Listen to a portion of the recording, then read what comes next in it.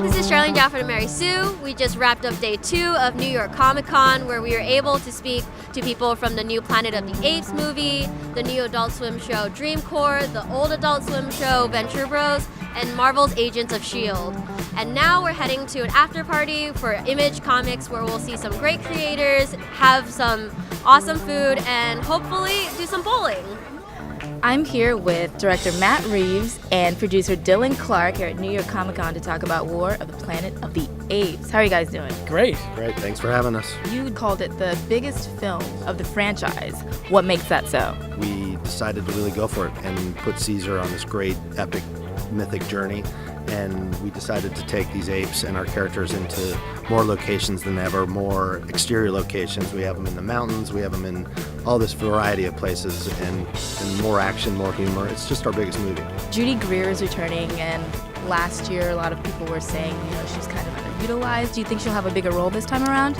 We can't get the spoilers. Spoilers. We can't give it away. But we love Judy.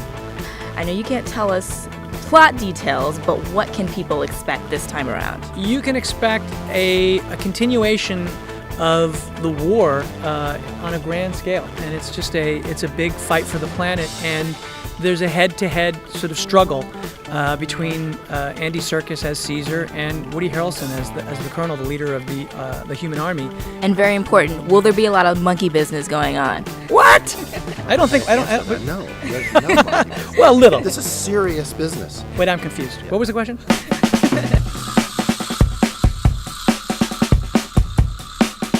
Hey Mary Suvians, I'm here with Clark Gregg from Agents of S.H.I.E.L.D. We're talking season 4. To Mary Sue. Yes. How does it feel to have Ghost Rider a part of this crew now? It's cool. I mean, well, he's not part of the crew yet.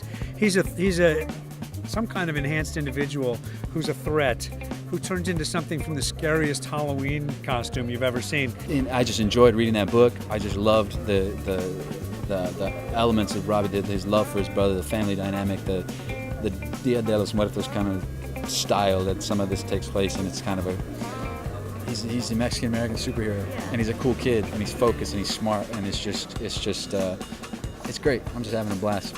I mean, it's a little crazy. You see him like basically almost kill me 3 times at the end of the episode. I'm like, yeah, I'm gonna get in your car. So it's gonna be an interesting relationship. See how that friendship-ish type thing grows.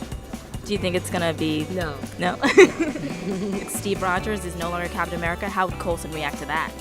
That's just not true for Phil Coulson. There is only one Captain America, and it will always be Steve Rogers. He may have to accept something differently at some point. I bet if it's Sam, he'll be pretty happy. He's got a monopod. Doesn't need the other 2 legs. I just wrote that. He's got a monopod. Doesn't need the other 2 legs. I'm about too close to your microphone. No. So Venture Bros came out when I was in elementary school. Yes, isn't that amazing? And we're still on the air. Yeah, I am that kind of like 300 grow like years that. old. Yeah, So- touch my. You will not live forever. What is it like to what? Have characters to that have sort of formed grow. your sense of humor? Yeah, that too. I feel both parental and responsible at the same time. So You're kind of our children, aren't you? Yeah. The children of the Venture Brothers, aren't you? You're all Venture Brothers.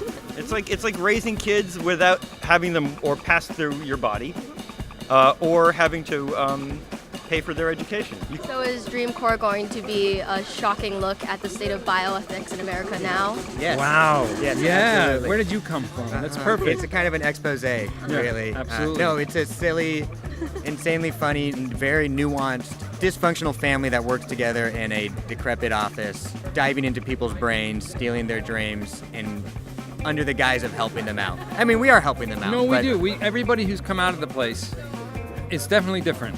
They've Yeah. been transformed. You know, I wish I could take more credit for this, but this really is Danny's baby. He's the one with the original idea and with the amazing visual sense and the kind of eccentric sense of humor. That's all about him. I was lucky enough, just because I know Danny, they asked me to voice a robot, and then I just loved the show so much I wanted to kind of jump on board and be helpful in any way I could. Certainly, I think probably the fact that it was about this sort of office of eccentric characters appealed to me, but you know, it's in no way like The Office. It is completely unique. You know, they're far more unique and out there than anything I've done, and you know, I'm just pleased to sort of to take a check and say I'm involved. It's fun. It's fun to write a show forever. What do you want?